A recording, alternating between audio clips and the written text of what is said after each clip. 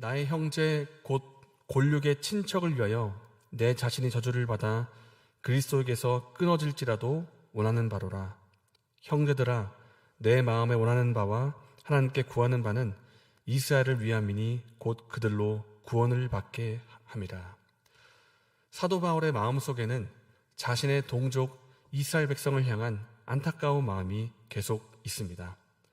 이스라엘 백성은 하나님의 선택을 받은 민족이고 하나님의 말씀, 율법도 받은 민족인데, 그런데 그들은 자신의 의를 통해서 구원에 이르고자 했고 하나님의 의가 되시는 예수 그리스도를 받아들이지 않고 거부하였습니다. 이 모습이 사도 바울이 보기에 너무나 안타까운 것입니다. 바울은 자신의 민족이 주님께 돌아오기를 간절히 기도하고 있습니다. 그러면서 바울이 언급하는 중요한 내용이 한 가지가 있는데, 그것은 사람이 어떻게 구원을 받는가 하는 것입니다. 어떻게 구원을 받는가 하는 것이 14절과 17절에 잘 나와 있는데, 함께 14절, 17절을 읽겠습니다. 그런즉 그들이 믿지 아니하는 일을 어찌 부르리요? 듣지도 못한 일을 어찌 믿으리요? 전파하는 자가 없이 어찌 들으리요? 그러므로 믿음은 들음에서 나며 들음은 그리스도의 말씀으로 말미암았느니라. 아멘. 믿지 아니하는 일을 어찌 부르리요? 듣지도 못한 일을 어찌 믿으리요?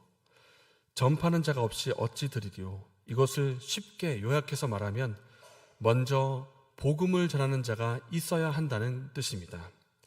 복음을 전하는 자가 먼저 복음을 전해 주어야 상대방이 복음을 듣게 되고, 그리고 그 복음을 믿게 되고, 그 믿음이 구원에 이르게 된다는 뜻입니다.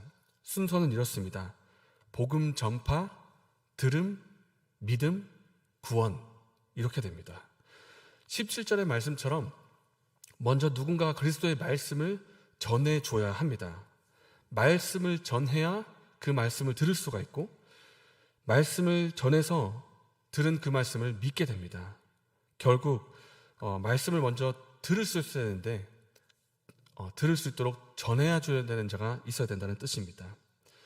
우리 주변의 가족과 친척 그리고 이웃 중에는 예수님을 믿지 않은 사람들이 있는데, 그 믿지 않은 사람 중에는 아직 말씀을 듣지 못했기 때문에 믿지 않은 사람도 있습니다. 그렇기 때문에 우리가 그들을 위해서 먼저 기도하고 복음을 전해줘야 합니다. 말하지 않으면 들을 수가 없고, 전하지 않으면 믿을 수가 없기 때문입니다. 혹 어쩌면 그 사람을 위해서 복음을 전하라고 세우신 사람이 나일 수도 있습니다. 그런데 어떤 경우는 그 사람이 복음을 들었음에도 불구하고 믿지 않는 경우도 있습니다.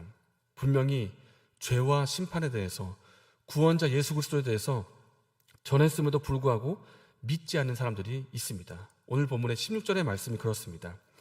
사도 바울은 16절에서 선지자 이사야가 했던 말을 인용을 하는데요. 유대인들입니다. 유대인들은 선지자 이사야가 그 구약 당시에 구원자 메시아에 대해서 분명히 말씀을 전했음에도 그들은 말씀을 듣지 않았습니다. 믿지도 않았습니다. 심지어 시간이 흘러서 신약 시대가 되어 구원자이신 예수님께서 직접 이 땅에 오시고 말씀이신 그분께서 직접 말씀을 전해주신데도 그들은 말씀을 듣지 않았습니다. 이러한 일이 지금도 일어날 수가 있습니다. 우리가 그들에게 복음을 전하지만, 말씀을 전해주지만 그것을 거부하고 믿지 않고 오히려 대적하는 일이 지금도 일어난다는 것입니다. 그런데 그렇다 할지라도 그들에게 복음을 전해줘야 됩니다. 왜냐하면 복음을 전해줘야 되는 책임이 우리에게 있는 것이고, 그 이후에 받아들일 것인가 받지 않을 것인가, 그 반응의 책임은 그들에게 있기 때문입니다. 만약에 거부를 한다, 그렇다면 거부한 책임은 그들에게 있고, 나중에 저는 복음을 듣지 못했습니다, 이러한 핑계를 대지 못하도록 우리가 전해야 한다는 것입니다. 그리고 지금은 완강히 거부하고 절대 믿지 않을 것 같이 보이지만 나중에 시간이 지나서 돌아오는 사람도 있습니다. 저의 친형이 그랬습니다. 정말 20년이 되도록 계속 복음을 전하고 믿으라고 부탁도 해보고, 정말 협박 아닌 협박도 해보고 회유도 해보고 하지만 20년 동안 믿지 않다가 6년 전에, 7년 전에 그렇게 갑자기 돌아오는 경우도 있습니다. 그렇기 때문에 절대 믿지 않을 것 같은 그 사람이 나중에 돌아올 수가 있기 때문에 우리는 복음을 전해야 합니다. 하나님께서 전하라고 하실 때 순종하는 마음으로 전해야 합니다. 사실 복음을 전하는 데는 여러 가지 필요한 것들이 있습니다. 먼저 그 사람과 좋은 관계를 유지하는 것이 필요합니다. 관계적인 어려움과 껄끄러움 때문에 복음을 처음부터 꺼내지 못하는 일이 일어나지 않도록 평소에 그리스도의 사랑을 가지고 상대방과 관계를 잘 유지해야 합니다. 선하게 돼야 됩니다. 그리고 또 기도가 필요합니다. 하나님이 적합한 때를 두시고 복음을 전해야 할 때 복음을 전하면 그 사람이 마음의 문을 열고 복음을 들을 수 있도록 그렇게 그 사람을 위해서 기도도 필요합니다.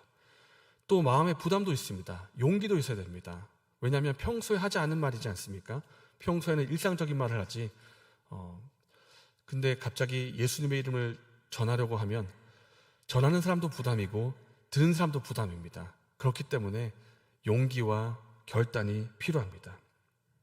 그럼에도 불구하고 우리의 마음에 부담도 있고 기도도 필요하고 시기와 때도 적절히 필요한데 이 모든 것들이 필요한 이것을 감당하면서도 복음을 전하는 이유는 그가 이 복음을 통해서 그 영혼이 구원에 이르게 될 수 있기 때문입니다. 그가 복음을 듣고 깨달아 구원에 이를 수 있기 때문에 우리가 복음을 전해줘야 하는 것입니다. 사랑하는 여러분, 혹 여러분의 주위에 가족과 친척과 이웃 가운데 복음을 듣지 못해서 믿지 못한 사람이 혹시 있습니까? 우리가 그들을 위해서 기도하고 복음을 전해주기 원합니다. 복음을 전해주어야 들을 수가 있고 들어야 믿을 수가 있기 때문입니다. 누군가가 그 복음을 전해줘야 하는 것입니다. 아직 예수님 밖에 있는 이들을 위해서 우리가 먼저 기도하고 그리스도의 사랑과 그리스도의 복음을 전하는 저와 여러분 되시기를 바랍니다. 이 시간 말씀을 생각하며 기도하겠습니다. 아직 우리 주변에 예수님의 이름을 듣지 못해서 믿지 못하는 사람이 있다면 이들을 위해서 먼저 기도하기를 원합니다. 하나님, 전할 수 있는 시간과 전할 수 있는 담대함을 우리에게 허락하여 주시옵소서. 우리가 전하는 이 복음을 듣고 저들이 믿고 구원받는 역사가 있게 하여 주시옵소서. 이렇게 기도하시고 또 오늘에 있을 교육부서 강습회, 교사 강습회를 위해서 기도해 주시고 자유롭게 돌아가시겠습니다.